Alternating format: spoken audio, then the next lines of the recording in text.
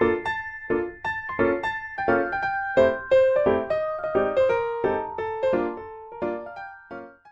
semua, perkenalkan nama saya Nyonya Mandita Giana Putri, NIM E1E022154, kelas 2E.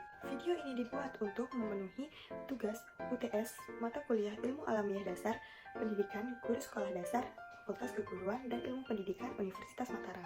Jadi di video kali ini saya akan mempresentasikan hasil analisis dari jurnal terkait tentang permasalahan-permasalahan yang ada di Nusa Tenggara Barat. Di sini saya mengambil jurnal yaitu yang berjudul Analisis Tingkat Pencemaran Tambak Udang di Sekitar Perairan Laut Desa Padakbuar, Kecamatan Sambelia, Kabupaten Lombok Timur. Jadi di sini saya akan menganalisis penyebab, dampak, dan solusi dari permasalahan tersebut. Tema dari jurnal ini adalah penurunan kualitas air akibat pencemaran. Penyebab penurunan kualitas air di sekitar tambak udang adalah karena pemilik tambak yang membuang limbah ke perairan sekitar tambak. Dari limbah tersebut mengandung bahan organik dan nutrien. Bahan organik tersebut antara lain yang pertama, fosfat. Fosfat adalah unsur esensial yang sangat penting bagi metabolisme organisme perairan, namun kadar fosfat yang berlebih dapat menjadi toksik bagi organisme perairan. Hasil penelitian menunjukkan bahwa kadar fosfat yang terdapat di perairan sekitar Padakbuar telah melebihi ambang batas fosfat yang terdapat di perairan normal.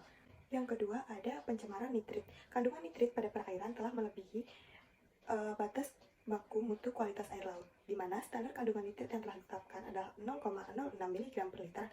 Faktor yang mempengaruhi konsentrasi nitrit disebabkan oleh bahan organik yang berasal dari limbah tambak udang sehingga menyebabkan proses penguraian bahan organik memiliki kandungan oksigen terlarut dalam air sangat rendah sehingga membutuhkan kadar oksigen yang lebih lagi untuk dapat bertahan hidup. Ketiga, ada pencemaran amonia total. Bahan amonia merupakan bahan pencemar di perairan yang sangat berbahaya bagi biota laut. Faktor yang menyebabkan konsentrasi amonia menjadi tinggi disebabkan oleh adanya unsur nitrogen organik dan anorganik yang terkandung pada limbah tambak udang, dan limbah tambak udang merupakan limbah cair yang berasal dari sisa-sisa pakan yang tidak dikonsumsi dan mengandung protein tinggi sehingga menyebabkan konsentrasi amonia menjadi tinggi. Yang keempat, ada pencemaran DO. Jumlah DO adalah jumlah total oksigen terlarut dalam perairan. Rendahnya DO di perairan Padakbuar disebabkan oleh keberadaan amonia yang tinggi pada suatu perairan. Selain itu, rendahnya oksigen terlarut diduga karena tidak adanya tumbuhan dan banyak terumbu karang yang rusak. Selanjutnya, dampak dari keberadaan tambak udang Faname. Di sini ada dampak positif dan dampak negatif.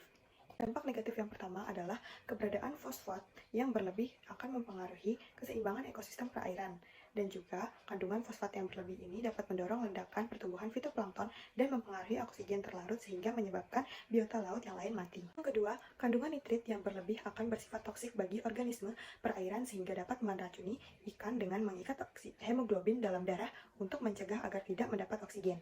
Yang ketiga, konsentrasi amonia yang tinggi dapat menyebabkan dampak yang cukup buruk bagi lingkungan perairan, seperti menghambat pertumbuhan organisme. Selanjutnya, solusi dari dampak negatif tersebut adalah yang pertama, meningkatkan efisiensi pakan yang tercermin pada rendahnya nilai rasio konversi pakan atau RKP. Yang kedua, pengontrol feeding program terkait dengan penentuan dosis atau frekuensi pemberian pakan yang tepat.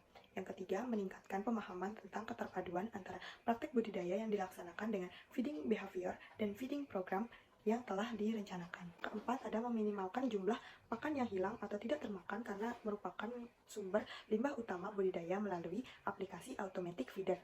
Yang kelima, ada mengalokasikan kolam pengendapan yang berfungsi sebagai instalasi pengolah air limbah atau IPAL agar buangan air limbah ke lingkungan berada pada standar yang diperkenankan. Yang keenam, ada memanfaatkan peran ekologi komoditas budidaya seperti rumput laut secara terintegrasi di perairan pesisir dalam upaya meminimalisir potensi limbah nutrien dari budidaya.